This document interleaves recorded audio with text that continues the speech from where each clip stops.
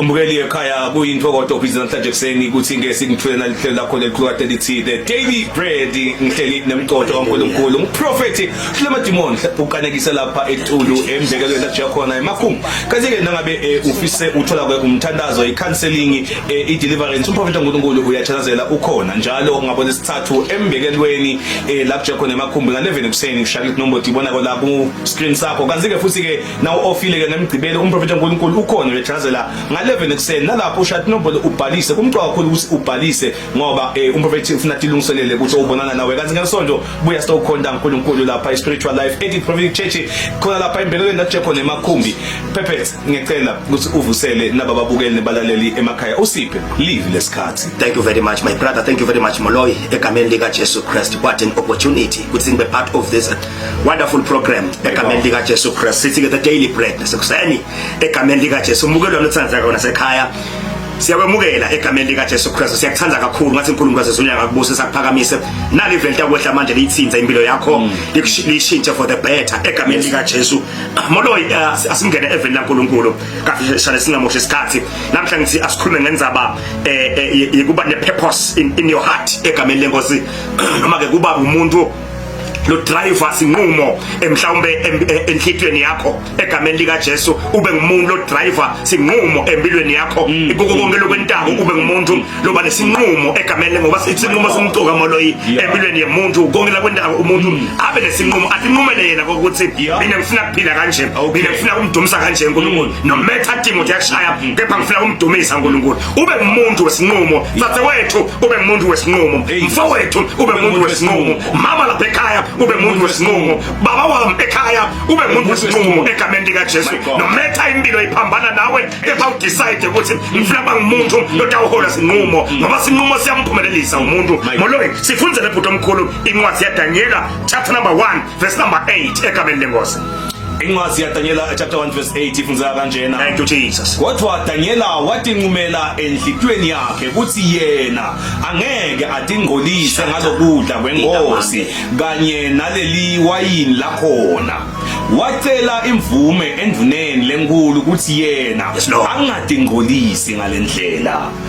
Moloi siyabonga my brother kakhulu what a word, a powerful word ekuseni egameni lika Jesu. leBhayibheli litshela ukuthi Daniela nje he was a young man egameni lenkosi labekathunjiwe athunjwe eveni leMabhabhulona egameni lika Jesu. leBhayibheli lenkosi lithi Daniela abegwele umthetho sisekelo wakuphi Israyeli egameni lika Jesu. Kepha leBhayibheli lithi Daniela wase uyathunjwa egameni lenkosi wathunjelwa kuphi eBhabhulona.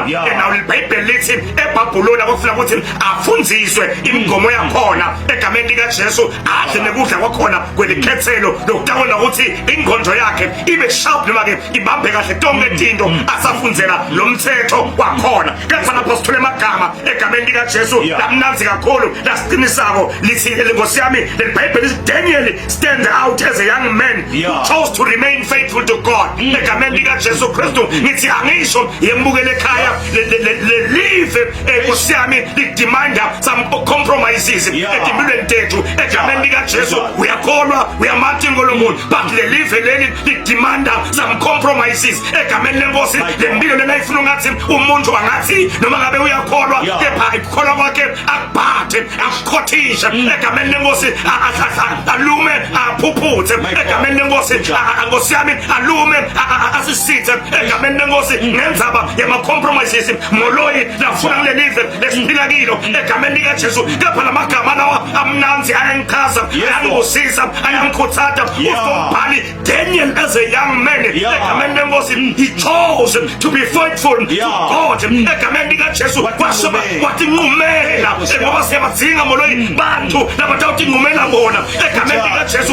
Athi umuntu Nkosi yami noma sekudekiwe egameni lenkosi kepha besiyanquma ngathi mina ngeke ngitingcolise. leBhayibheli lithi Daniela wala wathi ngeke ngitingcolise ngalokudla kwenkosi nalelo wayini lakhona yayi siyabadzinga fasileli bantu lapho labatawufunga bathi ngeke ngitingcolise ngekudla kwanenkosi noma ngcolile egameni lenkosi. Siyabadzinga emakhono latawuma strong abe confident amen alivangelawo athi mafite singiphuye egameni lenkosi ngoba ngeke ngingcolise ngalokudla kwanenkosi kuthi kuyangishintana ukuthi ngiyawuzuza live lonke bese ngilahlekelwa kuphila kwami egameni likaJesu. Sithi ngabantu abatawuma bathi angifuni angisoze ngathi ngigolisa ngekudla kwanenkosi ngoba ngigolile egameni likaJesu. iBhayibheli ngosithi Daniela wanquma egameni likaJesu Kristu.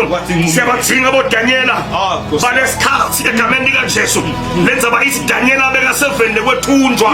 He was in exile in Babylon egameni likaJesu Kristu waseNazaretha. Ungathi Daniela ngumuntu abengawoncenga ema-favors enkosi yaseBhabhilona Nebukadnezar egameni lenkosi.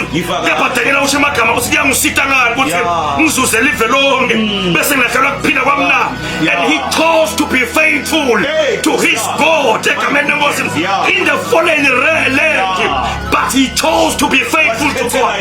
Angikwazi ukuthi ukuphila ukhona manje nomkhuluma egameni likaJesu. Ngathi ukuthi yini abayi-advertiser embi kwakho lamuhla egameni lenkosi bayivete ungathi yinhle kepha itawukhosta kukholwa kwakho egameni likaJesu Kristu. Angathi dzadzewethu mhlawumbe useyunivesithi la ukhona usuke ekhaya bathi ukuthi uyakholwa bathi ukuthi usitakele, but the environment lophila kiyo uthi lahla kukholwa egameni likaJesu bese uphila impilo lephilwa kuleyo ndzawo.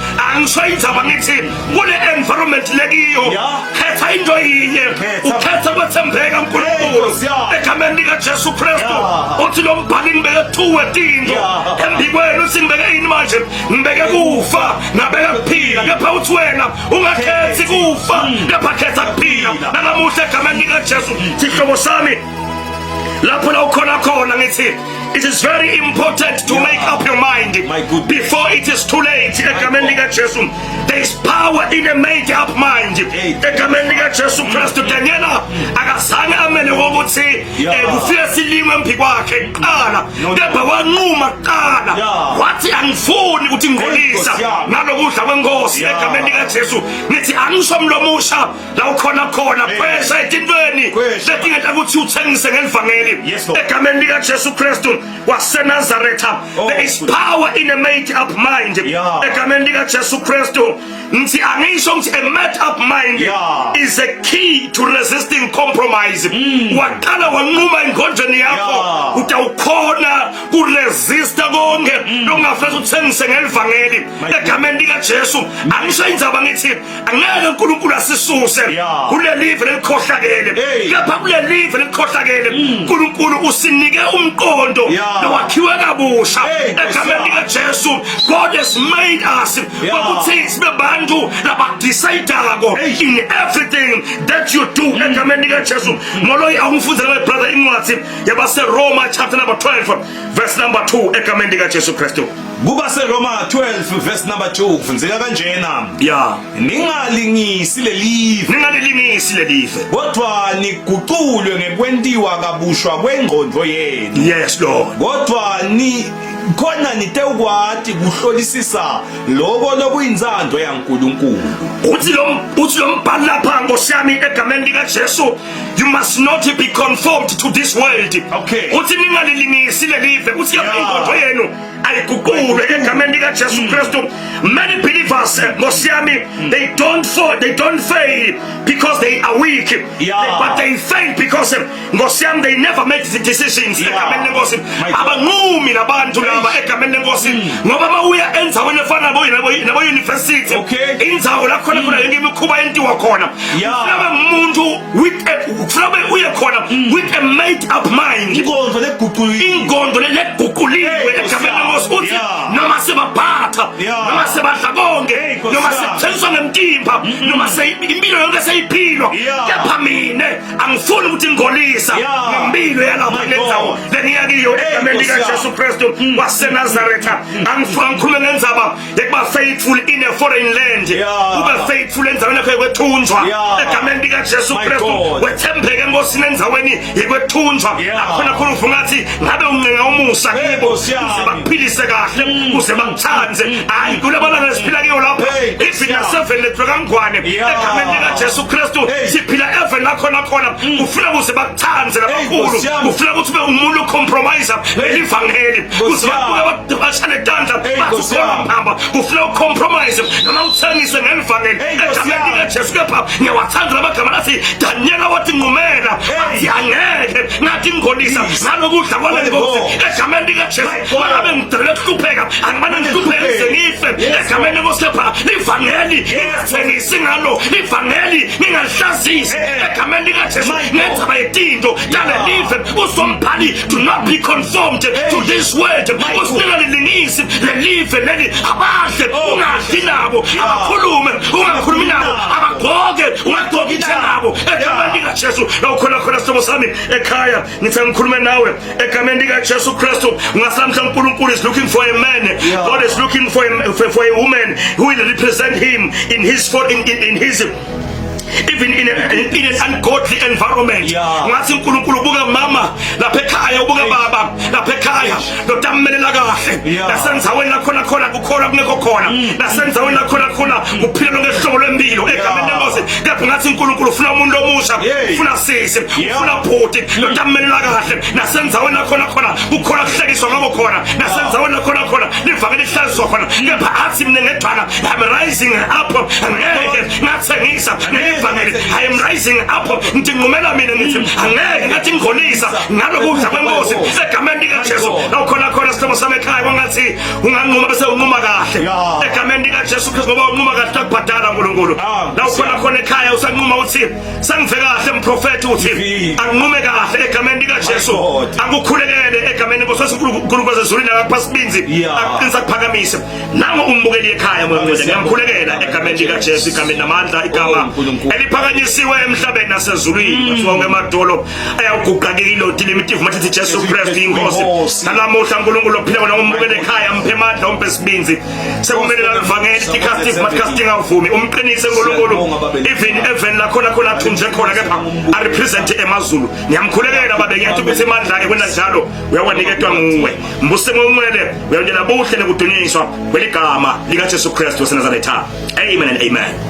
Live lesikhathi live lemandla live lelimkhusatabo ikhala broste ikhathi tebomatima prophetic sikwathi kumele aqisa simele because there are trying times let out test up khona kwakho kodwa wena ungathi ngoba ulambile lapha university ubona labanye bagibele ama Range Rover bathi wena ume kumatini lalela ke naso lahle lelisemba basimo sakho simatima ukhona umprofeti waNkulunkulu lamphamsele lesikhathi kuthi ke ame nawe akubambe yaqinisa yakukhuthathe akudelive kanti ke ukhona umprofeti njalo ke ngalesithathu lapha ibhekeleni njengoba imakhulu 11 extends sikhathi nombolo ngotibonako lapha ku screen sakho tishayela ubhalisa usiprofeti ukubona kanti nangabe uyasebenza ngemgcibelo ngiyathi naso ofile gijima ngalahlekana lethuba leprofeti prophet 11 extend ukhona uyathazela wena sheshe ufike ngesikhathi utobona umprofeti waNkulunkulu kanti ke angisho ngithi ke kuba 150 emalangeni umnikelo lotanawe phambi kwaNkulunkulu kanti ke there is no limit emalini noma ke umnikelo lomntana wakumprofeti ngolo wathi sisindvo senkinga yakho kanti ke Sunday siyakhona inkonzo iqala nga 10:30 umprofeti uthi nakakubona uyawufika ende njalo umsebenzi wakhe akwathi prophet because the prophet lapha akukhulule uhambe umuntu okhulule impela phephethe ngiyacela sivalise laba babukele emakhaya mbukelo wami lomuhle lothandzekako ekhaya egameni likaJesu Kristu kuyinhlobo lenkulu ukuthi umlalele up to the end of this sermon egameni lenkosi ngikholelwa ukuthi uyibukele kuze kufike la bevele ilethele wena egameni lenkosi kwangathi uNkulunkulu ezulwini angakubusa kuphathe ngemusa egameni likaJesu ngikuthanda sakufa phakama ekumatheni uNkulunkulu akuphathe. God bless you. Amen.